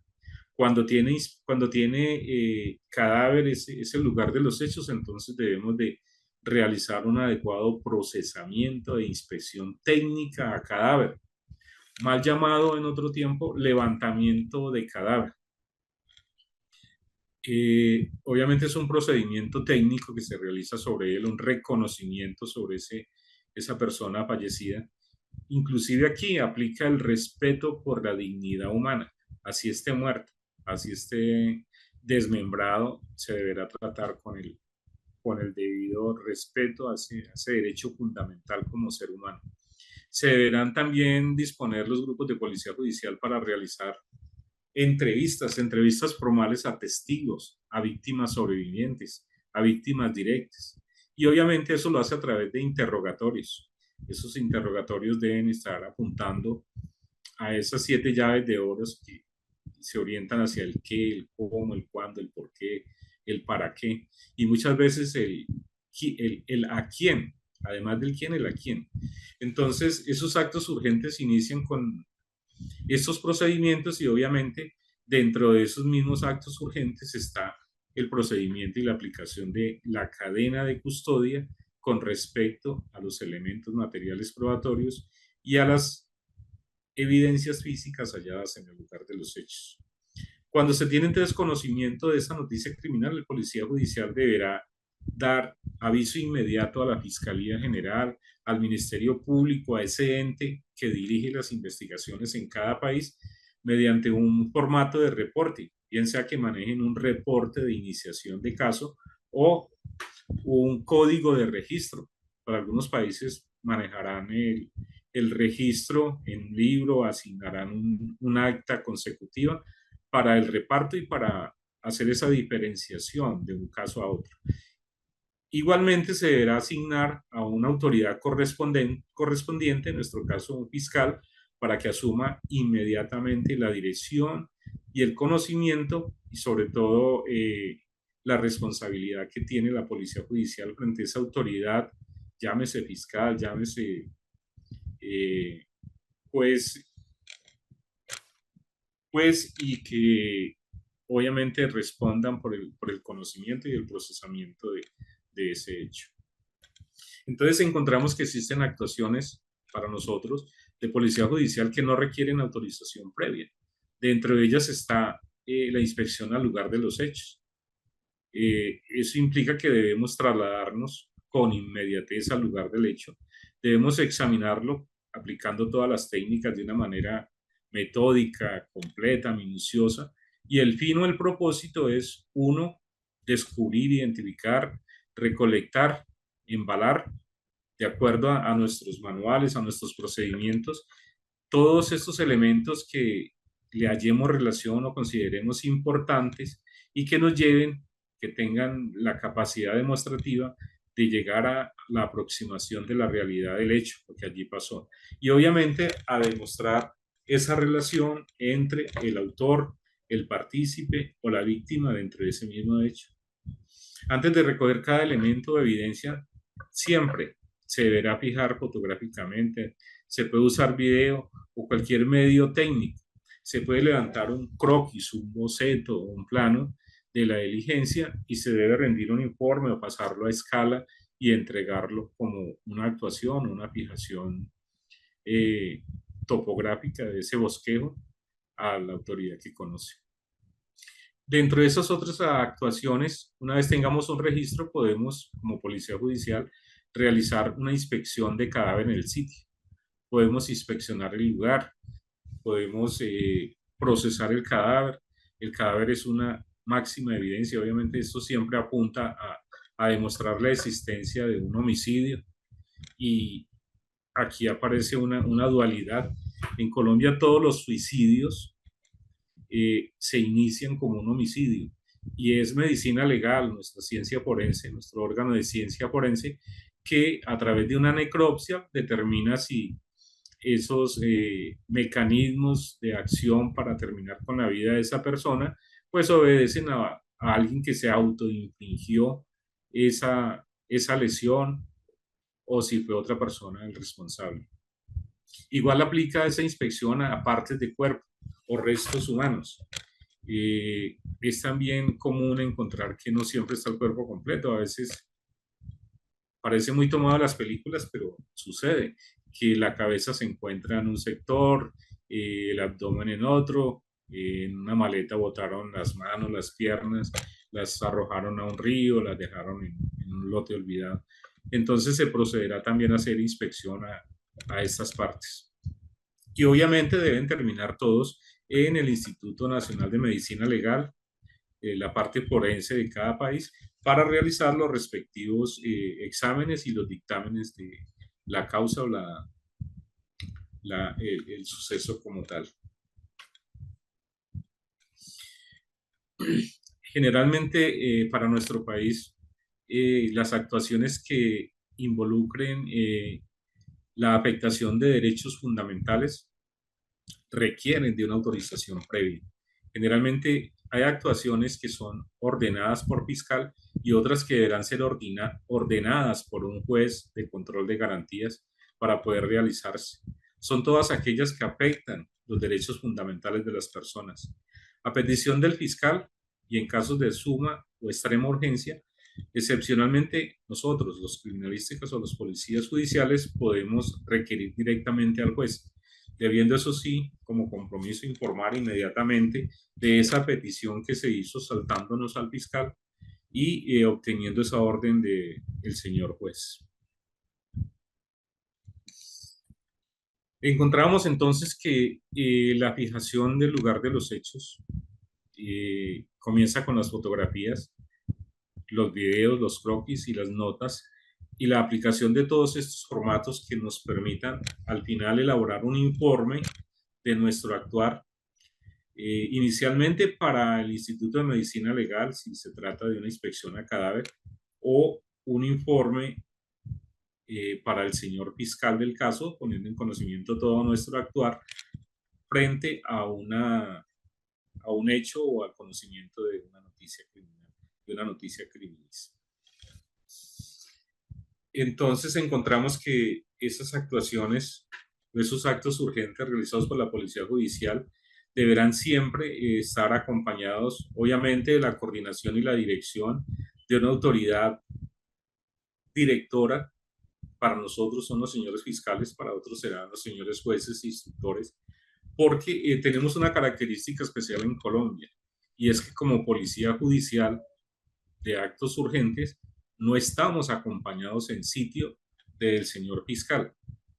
Nosotros ponemos un conocimiento y estamos en contacto continuo con esa autoridad llamado fiscal para poner en conocimiento nuestro actuar en el sitio, y obviamente debemos estar informados de el resultado de esas inspecciones tanto al lugar como al cadáver o las entrevistas en esa orientación preliminar de ese hecho como tal. Podemos también realizar entrevistas. Hay una situación y es la actuación que como policía judicial tenemos en las actuaciones en casos de flagrancia. La flagrancia se conoce como el momento en que una persona es sorprendida cometiendo un hecho o con elementos de la comisión de un hecho. Como policía judicial, si conocemos un hecho directo, podemos actuar, y de esta actuación no, tenemos la obligación de rendir un informe, de comunicarnos inmediatamente con nuestro líder de la investigación, que es el fiscal, y poner en conocimiento de esto. Podemos también hacer recolección técnica de los elementos,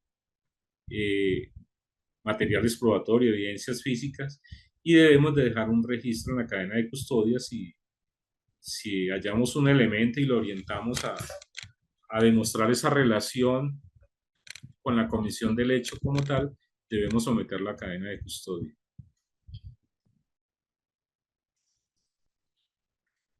Cambiando de tema, miremos lo que es la policía judicial. Se entiende que la policía judicial no es la policía uniformada. En algunos países quizás sí.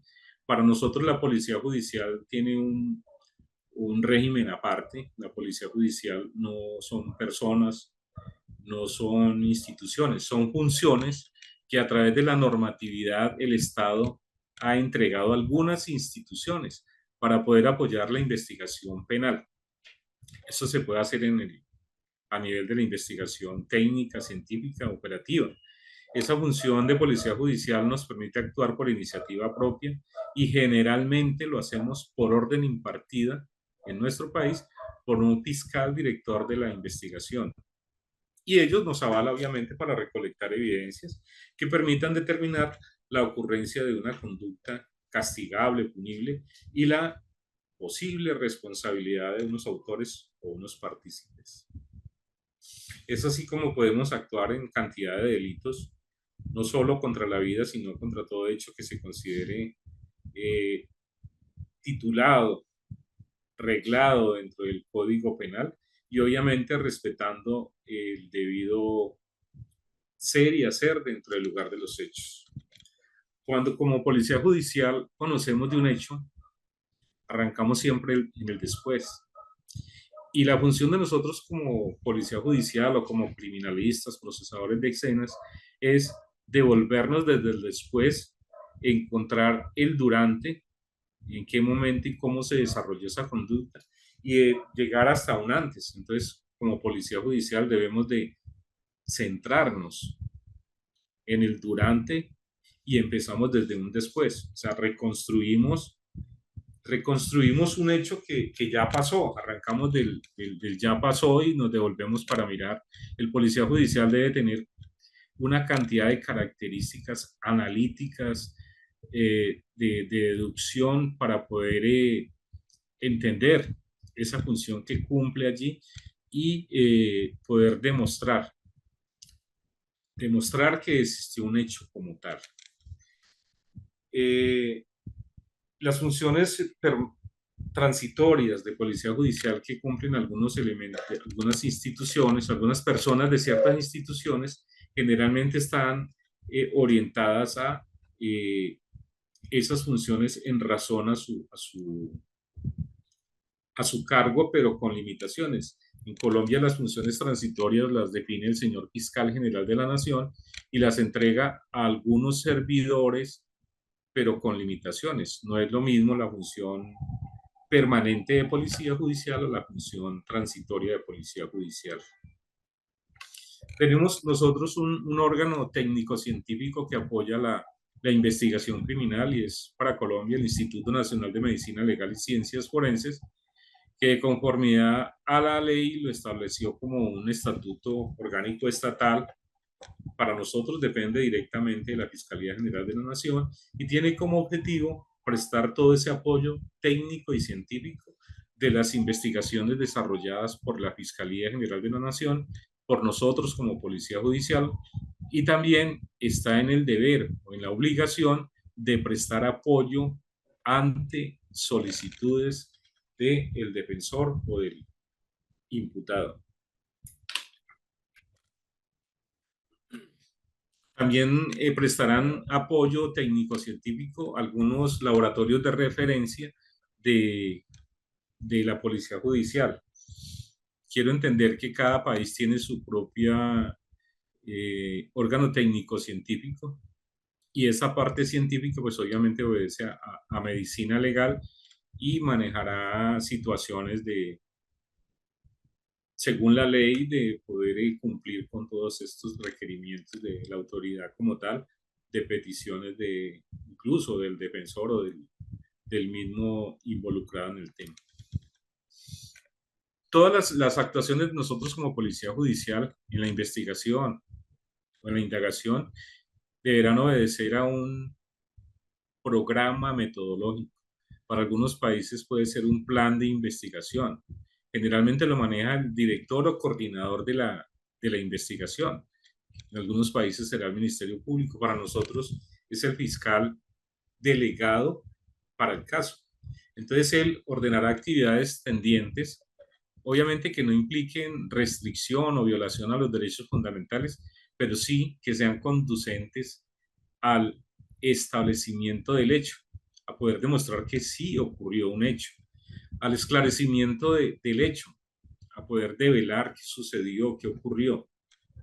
Obviamente en ese esclarecimiento del hecho debería estar orientado al descubrimiento de elementos materiales de prueba y o evidencia física, a la individualización y obviamente a la identificación de los autores y partícipes dentro de ese hecho, a la evaluación y cuantificación de los daños causados y a la asistencia y protección de las víctimas a que hubiera lugar.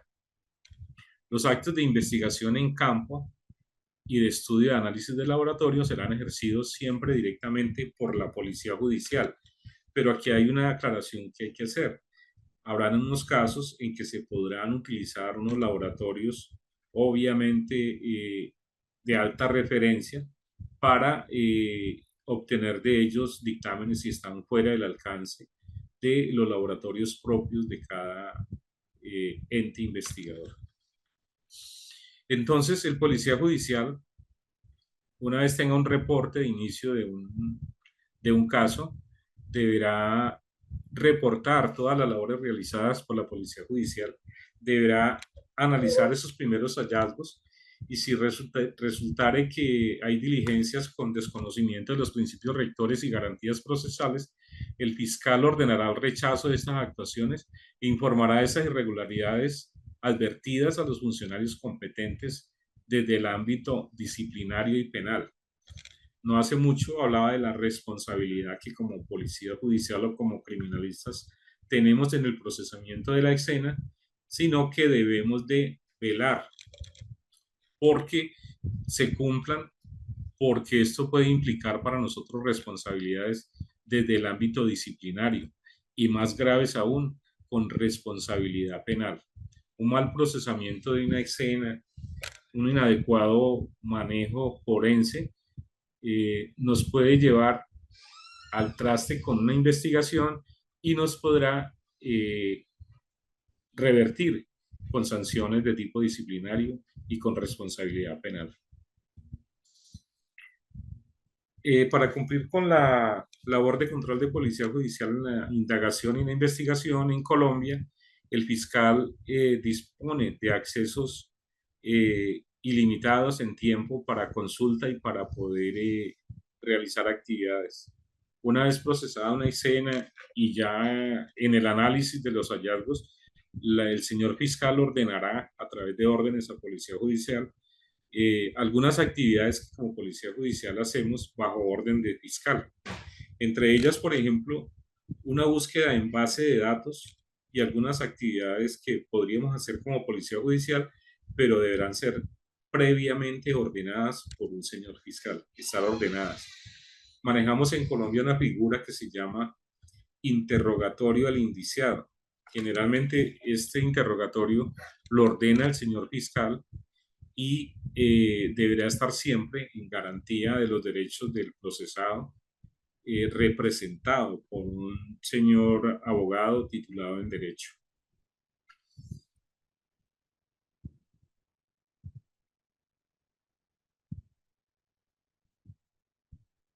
Existe una regla general en la autorización judicial previa y es cuando resulta una afectación sobre los derechos y garantías fundamentales. Es así como si vamos a hacer una inspección corporal, debe estar previamente autorizada. Un registro personal debe estar autorizado. La obtención que involucre muestras al imputado se deberá hacer o con consentimientos o con una orden de un señor juez. Procedimiento en caso de lesionados y de víctimas de agresiones sexuales deberá ser siempre realizarse con la garantía de los representantes y quienes tutelan los derechos fundamentales de las personas. Y más cuando se trate, por ejemplo, de víctimas de abusos sexuales menores de edad. Para Colombia tenemos todo un articulado sobre la responsabilidad penal de los niños y adolescentes en conductas criminales. Tenemos un grupo de fiscales y de policía judicial entrenados y capacitados con un código especial para procesar sobre todo a los menores infractores. Tenemos también que como policías judiciales estar predispuestos porque podemos ser designados como agentes especiales, bien sea en representación del Ministerio Público o de la Fiscalía General de la Nación. Generalmente esto lo hacen mediante un oficio a una petición de los intervinientes en el proceso penal o del gobierno nacional. Esas agencias especiales, sobre todo en Colombia, se utilizan mucho para los apoyos internacionales. Entonces, cuando se trata de la actuación de un policía judicial en un tema de estos, debe ser muy idóneo, respetuoso, obviamente, de la, de la normatividad vigente y obviamente de la normatividad del país al que se está prestando la colaboración. Entonces, ya para ir aproximándonos al cierre de esta primera jornada, tengo que decirles que la única oportunidad como policía judicial de reconocer una escena en su estado natural, obviamente, está en ese primer contacto que tenemos con ella. Les decía que un mal manejo del lugar de los hechos eh, sencillamente puede llevar al fracaso de una investigación. Les recomiendo la película de O.J. Simpson para que miremos allí esta gente que está capacitada, que tiene toda la formación, sencillamente se pipió al manejar las evidencias por cosas muy simples, por detalles insignificantes que un buen abogado capitaliza y sencillamente les quita todo el valor probatorio en un juicio o en una audiencia. Yo quiero saber hasta allí cómo vamos, cómo nos sentimos. Ahora miramos sobre los cuestionamientos que tenemos sobre las preguntas, entonces manejaremos algunas respuestas. Hasta allí, ¿cómo vamos?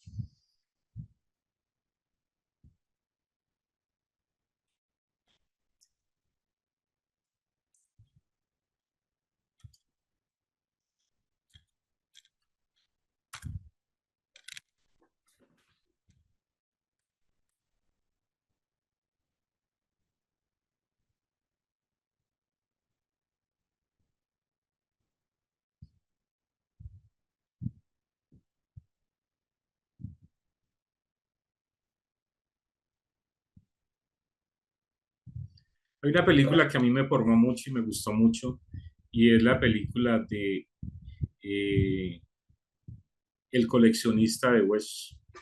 De verdad que hay muchas cosas por aprender allí, que desde la perspectiva del común, pues no le ven importancia, pero realmente sí analizamos, nos enseña mucho, mucho, mucho. Otra película que podría servirnos a futuro es Sospechosos Inusuales. Entonces hay un poco de temas y de cosas que podemos sacar de allí para la construcción y la formación de nosotros como criminalistas y como policías judiciales. En cuanto al tema de más información del curso, nuestra directora, que está en este momento está fuera de la ciudad, el día de mañana va a estar presente en la capacitación y va a estar aclarando cualquier cantidad de dudas sobre temas, materiales, soportes. Entonces, yo creo que por el día de hoy es todo. Muchas gracias. Voy a mirar algunas preguntas con la asesora que tengo para dar respuestas. No sé si alguien quiere aportar un correo con una pregunta y le estaremos enviando la respuesta y el soporte para hacerlo como más personalizado. Muchas gracias y que tengan buena noche.